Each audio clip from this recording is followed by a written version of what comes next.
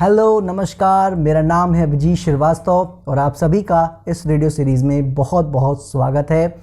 Market में आज काफ़ी बातें करने को हैं क्योंकि जैसा आपको न्यूज़ मिल गई होगी, यूएस में एक बड़ा प्रॉब्लम हमारे सामने आ चुका है। एक बार फिर जैसा हम आपको यहाँ समझाने की कोशिश करते आ रहे हैं कि मार्केट जो हमारी इंडियन है उसमें कहीं कोई दिक्कत नहीं है, बाहर से ही कोई ना कोई प्रॉब्लम बिल्कुल हो सकती है जिसके कारण मार्केट हमारे ऊपर नहीं चल पा रही है। अभी तक हम कारणों के लिए जूझ रहे थे कि आखिर ऐसा क्यों हो रहा है, क्योंकि ऐसा कुछ ग्राउंड पे इतना प्रॉब्लम भी नहीं है, क्योंकि रिसेशन का जो इशू था वो भी सुलट चुका था। वहाँ पे हमें सारी चीज़ें पॉजिटिव होती नज़र आ रही थी, इसके बावजूद हमें कुछ न्यूज़ नहीं मिल रही थी।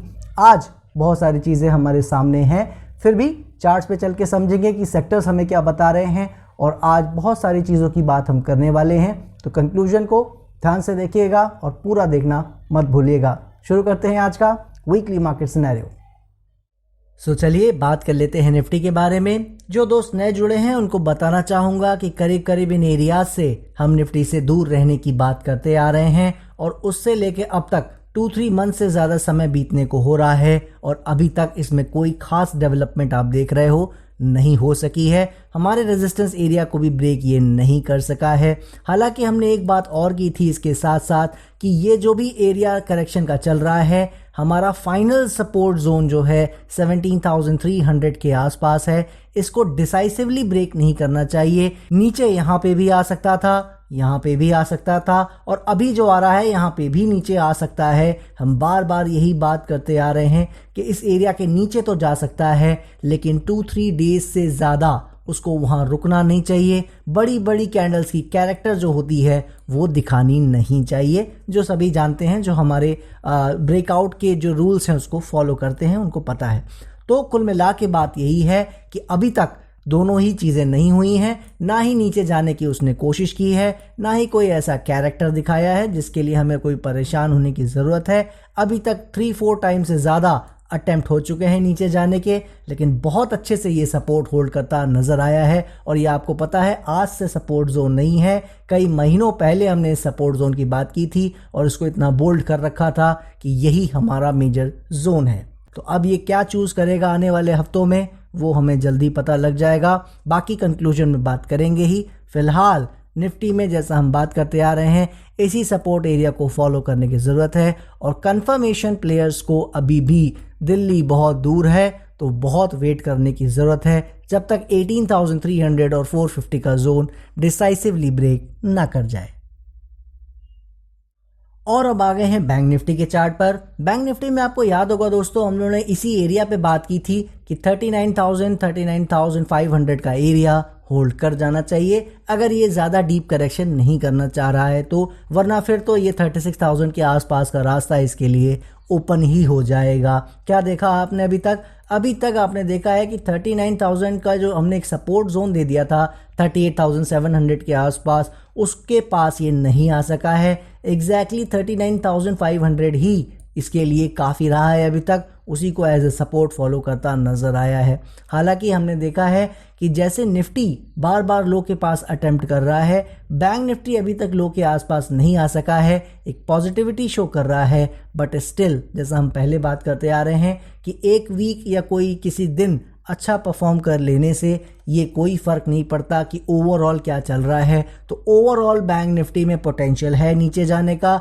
जब तक 38,700 39,000 इस जोन को होल्ड कर रहा है, तब तक ये कहीं ना कहीं छोटी बहुत करेक्शन जो करना चाहता है करके वापस ऊपर जाना चाहे तो जा सकता है। हालांकि हमने 43,500 का रेजिस्टेंस दिया है क्योंकि इसमें हम बार बार बात करते आ रहे हैं हमारे सभी टारगेट्स जो बहुत पीछे से चले आ रहे थे कंप्लीट हो चुके हैं। तो इससे हमें अब आगे उम्मीद तभी होगी जब किसी तरह का हम ब्रेकआउट देखेंगे। इसलिए इसमें कोई भी सपोर्ट इतना ज़्यादा रिलायबल नहीं है जिसके बेस पे हम कह सकें कि हाँ ये बहुत अच्छा सपोर्ट है और इसके साथ ट्राई करना बिल्कुल बनता है। तो ऐसा कोई सपोर्ट अभी तक हमें नज़र नहीं आया है, इसीलिए बैंक निफ्टी भी दूर रहने वाली कैटेगरी में आता है। इसमें तो कुछ काम करने की कोई ज़रूरत मेरी नज़र में अभी नहीं है। और अब आ गए हैं फार्मा सेक्टर के चार्ट पर। कोई टाइम वेस्ट आपका नहीं करूंगा, इन एरियाज से हम इससे दूर हो गए थे क्योंकि एक उम्मीद जगी थी यहाँ पे जिस तरह से काम कर रहा था, फिर उसके बाद उसने हमारे लेवल को ब्रेक कर दिया। अब इससे पूरी तरह से हम दूर हैं और उसके बाद से बढ़िया फॉल ये दिखाता नजर आ रहा है और दिखाना चाहे दिखा सकता है। सो लास्ट वीक से लेकर अब तक किसी तरह का कोई चेंज नहीं है, इसका डाउन ट्रेंड कंटिन्यू है। So same as well last week, इससे अभी भी दूर ही रहने की ज़रूरत है जब तक किसी तरह की कोई क्लैरिटी ये ना दिखा दे। और अब आ गए हैं मेटल सेक्टर के चार्ट पर। मेटल सेक्टर में आपको याद होगा हमने बात की थी, एक सपोर्ट ये यहाँ ब्रेक करके नीचे जाने की कोशिश करता नजर आ रहा था और लास्ट वीक जो ऊपर आ भी रहा था तो हमने बात की थी दूर रहना है इससे। अभी भी कोई क्लैरिटी नहीं है, जब तक ये 6300 के ऊपर ना चले इससे पूरी तरह से दूर रहना है। और अभी तक आपने देखा है ऐसा कोई खास डेवलपमेंट नहीं हुआ है। हालांकि ये अंडर परफॉर्मेंस तो नहीं कर रहा है, ये क्लियरली विजिबल है क्योंकि लो लगाने के बाद ये बिल्कुल अच्छे से संभाल के ऊपर ले जाने की कोशिश करता नजर आ रहा है, जो कि मेन इंडेक्सेस में हमें नहीं नजर आया है। तो अभी ये क्या करेगा क्या नहीं, थोड़ा कहना जल्दबाजी होगा। फिलहाल अभी भी सपोर्ट एरिया दूर है और कंफर्मेशन का एरिया भी दूर है, इसीलिए इससे दूर रहने की ही जरूरत है। और सेम एज वेल, जैसा आपको याद होगा हम एनर्जी सेक्टर के बारे में भी बात करते आ रहे हैं, क्योंकि एनर्जी और मेटल दोनों में ही अदानी के स्टॉक्स थे, जिनके कारण दोनों में ही फॉल ज़्यादा आया, लेकिन दोनों में ही किसी तरह की कोई ऐसी बड़ी वीकनेस नहीं है जिसके कारण हम इससे कोई घबराएं। लेकिन चूंकि हम इंडेक्सेस फॉलो करते हैं इसलिए हम आपको समझाने की कोशिश करते आ रहे हैं, दूर रहना है अभी जब तक किसी तरह से इंडेक्स कोई क्लैरिटी एटलीस्ट ना दिखा दे। अभी तक आपने देखा है कुछ भी खास ऐसा नहीं हुआ है, ना ही मेटल में ना ही एनर्जी में। दोनों ही या तो रेजिस्टेंस ब्रेक करें तब हमें कुछ पता लगे, या सपोर्ट के आसपास आए वहाँ क्या रिएक्शन देते हैं तब हमें पता लगे। दोनों ने ही ऐसा कुछ भी काम नहीं किया है और दोनों ही अभी प्राइस के बिहेवियर में ज़्यादा कुछ बता पाने में सक्षम नहीं रहे हैं। तो अभी तक जब कोई क्लैरिटी नहीं है तो ज़बरदस्ती कुछ करना बेईमानी होगा, इसलिए अभी भी मेटल के साथ साथ एनर्जी सेक्टर से भी दूर ही रहने की ज़रूरत है। और अब आ गए हैं आईटी सेक्टर के चार्ट पर। आईटी सेक्टर में आपको याद होगा हम बात करते आ रहे थे कि कैरेक्टर का ब्रेकआउट और बढ़िया से इसको सस्टेनेबिलिटी देने की ज़रूरत है अगर ये आगे कंटिन्यू अच्छा करना चाह रहा है, वरना ये यहीं से करेक्शन दिखा सकता है, कोई बड़ी बात नहीं है। और वही अभी तक हमें दिखता नज़र आया है। और अच्छी बात यह है कि जिस तरीके से मार्केट एक नए लो की ओर बढ़ती नज़र आ रही है, उस तरह से आईटी सेक्टर अभी उस तरह का रुझान फिलहाल दिखाता नजर नहीं आया है। मजबूती से अच्छे एरियाज में खड़ा करके रखा हुआ है उसने। हमारी एक्सपेक्टेशन रही है कि यहाँ से जो चाल शुरू हुई है इसको ऊपर ले जाने के लिए हो सकता है वो काफ़ी करेक्शन ऑलरेडी हो गई हो। तो अभी ये हमारी उम्मीद रही है, यहाँ से हम इसमें बढ़ने की बात कर रहे हैं, सब बातें ओके हैं, लेकिन जो मेन चीज़ है रेंज वो अभी भी चेंज नहीं हुई है, शिफ्ट नहीं हुई है, ना ही उसका ब्रेकआउट हुआ है। इसीलिए जब तक कोई चीज़ चेंज नहीं होती प्राइस के बिहेवियर में, तब तक हम अपने लेवल्स को चेंज नहीं करते हैं। बट स्टिल 28,000 27,800 यही जोन इसके लिए सबसे इंपॉर्टेंट एरिया है। थोड़ा बहुत नीचे आता भी है तो कोई घबराने की ज़रूरत नहीं है। जैसा हम हर वीक बात करते हैं, ब्रेकआउट यहाँ से डिसाइसिवली जब देगा तभी हम मानेंगे इसमें अप ट्रेंड की अब शुरुआत कहीं ना कहीं हो रही है। अदरवाइज ये वापस आपको नए लोज की ओर जाता नजर आ सकता है, जिसकी उम्मीद अभी हमें फिलहाल इससे नहीं है। सो कुल मिला के जो इस सपोर्ट के साथ देख रहे हैं इसे, फिलहाल कहीं कोई खास प्रॉब्लम आईटी सेक्टर में नहीं है। और अब आ गए हैं ऑटो सेक्टर के चार्ट पर। कोई भी टाइम आपका वेस्ट इसमें भी नहीं करूंगा। जो हम कुछ महीनों से इससे दूर रहने की बात करते आ रहे हैं, कोई चेंज नहीं है। जो नीचे से इसे राइड कर रहे हैं उनके लिए यही लो एज ए स्टॉप लॉस है। इसके नीचे चलेगा सारी कहानी इसकी बिगड़ जाएगी और फिर नया फॉल हमें इसमें देखने को मिल सकता है। फिर ये सपोर्ट होल्ड कर पाएगा या नहीं वो आज बता पाना मुश्किल है। इसीलिए जब तक ये सपोर्ट होल्ड कर रहा है तब तक तो कोई दिक्कत नहीं है, लेकिन ये रेंज भी कंटिन्यू रह सकती है जब तक प्रॉपर ब्रेकआउट हमें इसके ऊपर दिखता नज़र ना आ जाए, जो अभी तक हमें नज़र नहीं आया है। इसलिए इसमें भी कोई चेंज नहीं है। फ्रेश प्लेयर्स को, ब्रेकआउट प्लेयर्स को इससे दूर ही रहने की ज़रूरत है। और अब आ गए हैं एफएमसीजी चार्ट पे। और ऑटो और एफएमसीजी का जो ये गाना है जो मैं हर वीक आपको सुनाता हूँ कि इनसे दूर रहने की ज़रूरत है, जो पुराने प्लेयर्स हैं जो इसे नीचे से राइड कर रहे हैं उनको सपोर्ट एरियाज़ फॉलो करने की ज़रूरत है। ये सारी बातें ऑटो और एफएमसीजी में करीब करीब महीनों से हम इसकी बात करते आ रहे हैं, दूर रहने की बात करते आ रहे हैं। तो मेरे ख्याल से बिल्कुल आप बोर हो गए होंगे, बट हमारा काम है आपको हर चीज़ अप टू डेट रखना। कोई चेंज होगा हम ज़रूर उसकी बात करेंगे, लेकिन अभी तक आप देख रहे हो अगर हमने कोई चेंज की बात नहीं की है तो ऑटो और एफएमसीजी में कोई चेंज हुआ भी नहीं है और वो कहीं भी नहीं जा सके हैं। तो जब कुछ ऐसी चीज़ें बदलेंगी तो हम उसकी बात ज़रूर करेंगे। फिलहाल एफएमसीजी से भी ऑटो सेक्टर की तरह दूर ही रहने की ज़रूरत है और 46,300 500 ये जो एरियाज़ हैं इसको डिसाइसिवली ब्रेकआउट देता हुआ दिखे उसका वेट करने की ज़रूरत है। और अब आ गए हैं पीएसयू बैंक के चार्ट पर। और पीएसयू बैंक में आपको याद होगा जैसा हम बात करते आ रहे हैं कि ओवरऑल अगर ट्रेंड की बात करें कुछ महीनों के लिए कोई प्रॉब्लम नहीं है। जब तक ये 3450 3460 का एरिया डिसाइसिवली होल्ड कर रहा है तब तक कोई दिक्कत नहीं है। बहुत बड़ी चाल इसने हमें राइड कराई थी, इसलिए वो करेक्शन के मोड में है।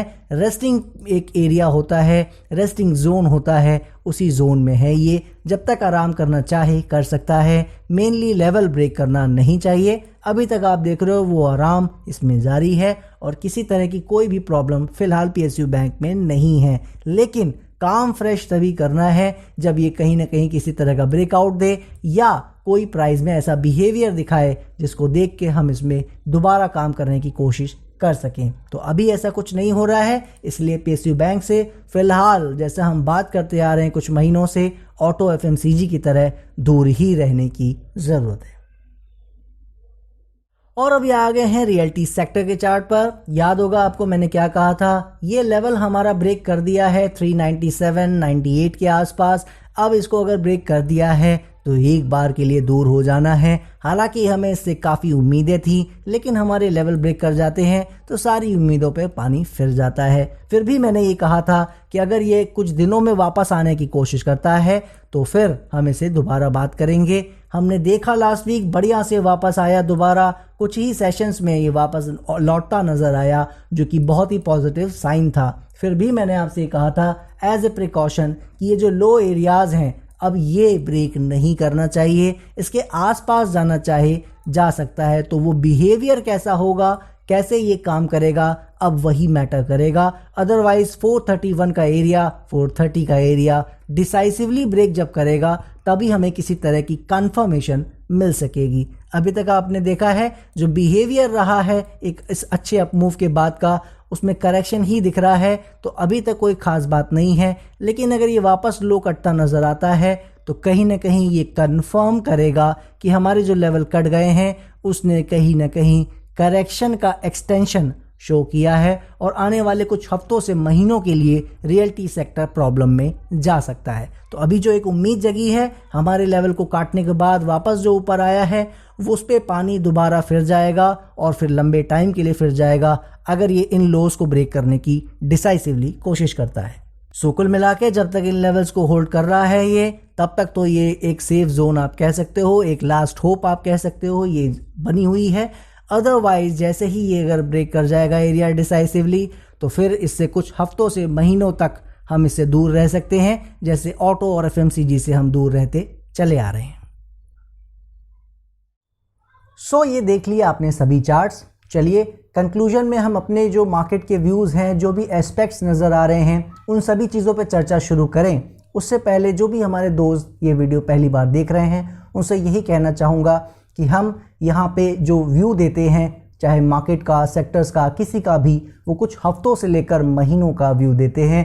तो उसको किसी दिन के लिए, किसी वीक पर्टिकुलर के लिए समझना थोड़ी सी गलतफहमी हो सकती है। इसके लिए मैंने आज आपको ये बताया है। इसके अलावा बात यह है कि हम सेबी रजिस्टर्ड एनालिस्ट नहीं हैं, हालांकि हम डिस्क्लेमर शुरुआत में डालते ज़रूर हैं ताकि आप समझ सकें कि हम यहाँ क्या देने की कोशिश कर रहे हैं। बट स्टिल आपको ये जानना ज़रूरी है कि जिसके व्यूज़ आप सुन रहे हैं, समझ रहे हैं, वो किस टाइम फ्रेम के लिए हैं और उसका इस्तेमाल किस लेवल से किया जाना चाहिए। हालांकि हम कई बार पर्टिकुलर वीक जो आने वाला है उसके लिए भी कई बार व्यूज़ दे देते हैं, लेकिन वो हमेशा एक जनरल रूल नहीं होता है। जब उसके बारे में कुछ दिखता है कि नेक्स्ट वीक क्या हो सकता है तभी हम उसकी चर्चा करते हैं। अदरवाइज जो भी हम व्यूज़ यहाँ बात कर रहे हैं, डिस्कस कर रहे हैं किसी भी चार्ट्स को लेकर, सेक्टर हो या इंडेक्स हो या कंट्री का चार्ट हो कोई, हम सब में जो व्यू है वो कुछ हफ्तों से महीनों के लिए ही डिस्कस करते हैं। चलिए अब बात शुरू कर लेते हैं कि मार्केट इस वीक हमें क्या बताती नज़र आई है। शुरुआत करते हैं सबसे पहले सेक्टर्स से। सेक्टर्स में जैसा आपने देखा कोई खास ऐसा बदलाव होता नज़र नहीं आया। जो सेक्टर्स हम पहले से दूर रहने की बात करते आ रहे हैं वो ऑलरेडी उसी रेंज में पड़े हुए हैं, कहीं कुछ खास ऐसा डेवलपमेंट होता नज़र नहीं आया। आईटी सेक्टर से जो हमें उम्मीदें रही हैं उसमें मैंने आपसे कहा था कि वो भी एक रेजिस्टेंस के आसपास है, तो करेक्शन तो वो भी कर सकता है। आपने देखा उसमें करेक्शन आता नज़र आया। जो ब्रेकआउट की हमें उम्मीद थी ऑटो, एफएमसीजी या आईटी से कि अगर वो ब्रेकआउट देंगे तभी उनमें कोई नई चाल की शुरुआत होगी, अदरवाइज करेक्शन आ सकता है। तो सभी उसी तरीके से करेक्टिव जोन में फंसे हुए हैं और उसके रीजंस हमें बहुत ही क्लियर हैं। और इसके अलावा जो एक और सेक्टर था जिससे थोड़ी सी उम्मीद वापस से जगी थी जब उसने एक बार को एग्जिट दे दिया था, रियल्टी सेक्टर, वो अभी भी उसी लेवल पे कायम है। जो लो लगा के वी शेप रिकवरी उसने की है उसमें वापस से करेक्शन आ रहा है अभी। अब वो करेक्शन है या फिर वो नए लोज लगाने जा रहा है ये तो देखिए वक्त बताएगा। लेकिन ओवरऑल अगर हम सेक्टर्स को देखें तो कहीं कोई खास ऐसा बदलाव नहीं है जिसके बारे में हम यहाँ डिस्कस कर सकें। तो वो अभी भी नेग्लेक्टेड जोन में है और वो हमें साफ बता रहे हैं कि ज़्यादा काम करने की कोशिश हमें नहीं करनी चाहिए इन सेक्टर्स में, और थोड़ा सा इस समय दूर बैठे रहने में ही ज़्यादा हमारा बेनिफिट है। एक बार फिर यहाँ बताना चाहूँगा नए दर्शकों को, यहाँ इंट्राडे या किसी 2-3 डेज़ के स्विंग पोजीशन के लिए हम बात नहीं कर रहे हैं। हम बात कर रहे हैं कुछ हफ्तों से महीनों का जो हम ट्रेड लेते हैं, एक पोजीशनल व्यू हमारा जो होता है उसके लिए हम एक अपना सजेशन यहाँ बता रहे हैं। सो याद रखिएगा किसी तरह की कोई भी बाइंग सेलिंग रिकमेंडेशन यहाँ नहीं है। अपने इन्वेस्टमेंट एडवाइज़र की मदद से ही किसी तरह का कोई काम इस मार्केट में करें। शुरू करते हैं अपनी बात आगे बढ़ते हुए ग्लोबल पर्सपेक्टिव की ओर, जहां सबसे बड़ा हंगामा हुआ है। आपने अभी तक न्यूज़ सुनी ली होगी कि जो लेमन ब्रदर्स के टाइम हुआ था, जो 2008 में एक बड़ा क्रैश आया था, अब वैसा ही जो ये दो फाइनेंशियल बैंक हैं उसी का थोड़ा बहुत आप कह सकते हो छोटे वर्जन में उस तरह का इम्पैक्ट डालने के लिए नज़र आ रहे हैं। उस तरह की कंडीशंस ये दोबारा से क्रिएट कर रहे हैं, जिसके कारण डाउ जोन्स आपने देखा है बहुत बढ़िया फॉल दिखाया है उसने। 32,500 का जो सपोर्ट अभी तक लेता आ रहा था उसको भी इस वीक ब्रेक करता नज़र आया है। हालांकि हमारा जो सपोर्ट एरिया है 32,000 के आसपास है, 31,900 के आसपास है और वहीं करीब करीब बंद किया है। यानी अभी भी सपोर्ट तो होल्ड कर रहे हैं, लेकिन जिस तरह की कंडीशन अब हमारे सामने आ रही है उसको अब डिसाइड करना है कि इसके नीचे जाता है, डिसाइसिवली ब्रेक कर देता है 2-3 डेज़ की सस्टेनेबिलिटी करके, या ऊपर यहीं से आ जाता है। वो हमें आने वाले कुछ दिनों में ही क्लैरिटी हो जाएगी। इसके अलावा अगर आप देखोगे डॉलर इंडेक्स, तो डॉलर इंडेक्स जो है वो अभी भी बहुत अच्छे से काम कर रहा है। उसने वो ग्रोथ नहीं दिखाई जिसके लिए हम डर रहे थे कि अगर बाउंस बढ़ा तो फिर वो मार्केट के लिए प्रॉब्लम क्रिएट करेगा। लकीली हमारे रेजिस्टेंस एरिया के आसपास से ही थोड़ा ऊपर जाने की कोशिश किया मगर जा नहीं पाया और वापस से वो कूल ऑफ होता नज़र आ रहा है। और ठीक इसी तरह बॉन्ड यील्ड ने भी ठीक से काम किया है, वो भी अच्छे से कूल ऑफ इस वीक होता नज़र आया। तो ओवरऑल अगर आप देखोगे, अगर ये दो फाइनेंशियल बैंक्स का इशू ना आए तो अभी भी मार्केट में कहीं कोई ऐसा दिक्कत नज़र नहीं आ रहा है। अब ये दोनों सामने आ गए हैं तो क्या, हमने ये सुना है कि जो फाइनेंशियल बैंक्स हैं उन दोनों में से एक तो बंद ही हो गया है और एक बहुत ही ज़्यादा ब्रूटली गिर चुका है, दूसरा भी गिरा लेकिन वो तो फाइनली बंद ही हो गया है, तो उसके गिरने का तो रीज़न है। तो कुल मिला के बात ये है कि हम जो अभी तक एक सिनेरियो में फंसे हुए थे, आपने देखा कि मार्केट जो है, हम बात कर रहे थे यहाँ पे आपसे बार बार कि इसको बजट के बाद चल देना चाहिए था, ऐसा कोई भी रीज़न नहीं था कि ये वो ना चले और यहीं पे खड़ी रह रही है। कोई उसका रीज़न साफ समझ में नहीं आ रहा था, क्योंकि जो हमने साइकिल की बात की, हमने एनालिसिस की बात की, लेवल्स की बात की, हर तरह से एक ही चीज़ समझ में आ रही थी, इंडियन मार्केट में कोई प्रॉब्लम नहीं है। ग्लोबल जो मार्केट्स में प्रॉब्लम थी वो इस 2023 में दूर होती नज़र आ रही थी, तो भी ये क्यों नहीं चल रही थी मार्केट ऊपर, इसका जवाब हमें नहीं मिल रहा था। थोड़ा सा हम क्वेश्चन में फंसे हुए थे और उसका जवाब कुछ हद तक ये जो क्राइसिस आई है हमारे सामने वो हमें दिखा रही है। ये जो फाइनेंशियल बैंक के जो इश्यूज़ आए हैं ये हमें बता रहे हैं कि ये कहीं ना कहीं मार्केट को पता था। ऐसा इसीलिए होता है दोस्तों, हम पहले भी इस चीज़ की बात कर चुके हैं कि जब भी मार्केट में हम कुछ एक्सपेक्ट करते हैं उसके दो ही कारण होते हैं ना होने के, या तो वो ऐसा कुछ जानती है जिसको हम नहीं जानते, और या तो हमारा व्यू ही गलत है, हमारी एनालिसिस ही गलत हो गई है। सो कुल मिला के अगर मैं इसको थोड़ा शॉर्ट में बताने की कोशिश करूं तो सिर्फ यही कहना चाहूँगा कि ये जो प्रॉब्लम आई हैं हमारे सामने, ये ही वो कारण हो सकते हैं जिसके कारण मार्केट अभी तक किसी तरह का कोई रिस्पॉन्स नहीं दे रही थी, ना ही अपसाइड नहीं डाउनसाइड। वो इसी चीज़ का शायद वेट कर रही थी कि ये बाहर आए और तब कहीं ना कहीं कुछ हो। देखिए, याद रखिएगा कि अभी भी ये भी स्पेकुलेशन ही है कि क्या ये पूरी न्यूज़ है या ये अधूरी है, क्या अभी और कुछ परेशानियां हैं जिसके बारे में हमें पता नहीं है। ये चीज़ का ध्यान रखना बहुत ज़रूरी है, क्योंकि हमने जैसे बात आपसे की थी दिसंबर में इसको बढ़ना है और इसको बढ़ जाना चाहिए था, वो दिसंबर 2022 में नहीं बढ़ा, और उसके कारण जो समय उसका ख़राब हुआ, वो क्यों ख़राब हुआ उसका रीज़न अब हमारे सामने आता नज़र आ रहा है। फिर भी ये हमें समझना ज़रूरी है और इस पर विचार करना ज़रूरी है कि क्या ये रीज़न काफ़ी है या कोई और रीज़न छुपे हुए हैं जिनको अभी मार्केट में सामने आना बाकी है। इसके बावजूद मैं आपसे जो कह रहा हूं उसको ध्यान से समझने की कोशिश कीजिएगा। आपको पता है, मैं पहले भी आपको सिनेरियो बता चुका हूं कि अगर ये मार्केट नीचे ही जाना चाहती है, पेन का रास्ता चुनती है, तो वो क्या हो सकता है, उस पर पूरा वीडियो मैंने आपको बना के दिया था। उस सिनेरियो को आप देख लीजिएगा, आखिरी में वीडियो में कार्ड में आपको वो वीडियो मिल जाएगा। जिन्होंने भी वीडियो वो नहीं देखा है वो उसको देख सकते हैं। सो अगर वो सिनेरियो एक्टिव हो जाते हैं तो फिर देखिए प्रॉब्लम ही प्रॉब्लम है। फिर आपको 16,200, 15,800, 15,000 कौन सा लेवल दिखेगा, जाके कहाँ पे जाके रुकेगा, वो हम आज नहीं बता सकते। उसका तो फिर जैसे जैसे चलेगा फिर हम आपको दोबारा उसकी बात करेंगे, और उसमें जो सिनेरियो दिखेंगे उसका डिस्कशन फिर हम बाद में उसको ज़रूर करेंगे।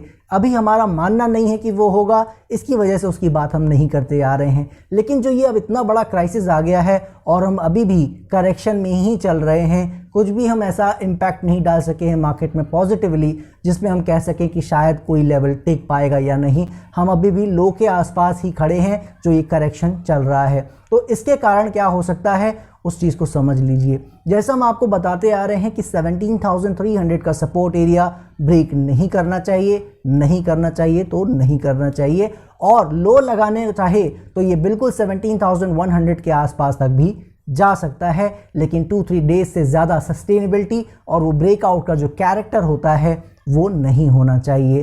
तो आपने देखा भी है अब तक 3-4 टाइम्स अटेम्प्ट हो चुके हैं, लेकिन हमारे लेवल को खूबसूरती से ये होल्ड करता चला आया है और अभी तक कर रहा है जब ये न्यूज़ सामने आ चुकी है। लेकिन अब मंडे कैसे मार्केट खुलेगी, उसके बाद क्या होगा, वो तो देखिए मार्केट ही बताएगी। हमें प्रिकॉशन क्या लेना है, समझने इसको किस तरह से है उसको समझ लेते हैं। देखिए, जो अभी मैं लो की बात कर रहा था आपसे कि 17,100 तक लो लग सकता है, वो हो सकता है उससे थोड़ा ज़्यादा की ओर चला जाए। जो मैं आपको 2-3 डेज़ की सस्टेनेबिलिटी की बात करता आ रहा था, वो हो सकता है अब 17,300 की जगह 17,100 का एरिया कहीं ना कहीं प्लेस में आ जाए। इस तरह का कुछ एक सिनेरियो आप मान के चल सकते हो कि आप इस न्यूज़ के कारण इसको 2-3 डेज़ का एक्स्ट्रा मार्जिन देना पड़ सकता है। क्या मतलब है इसका? इसका मतलब ये है कि अगर ये लो लगाने जाए 17,000 के नीचे भी, तो भी अभी एकदम से पैनिक नहीं करना चाहिए मेरी नज़र में।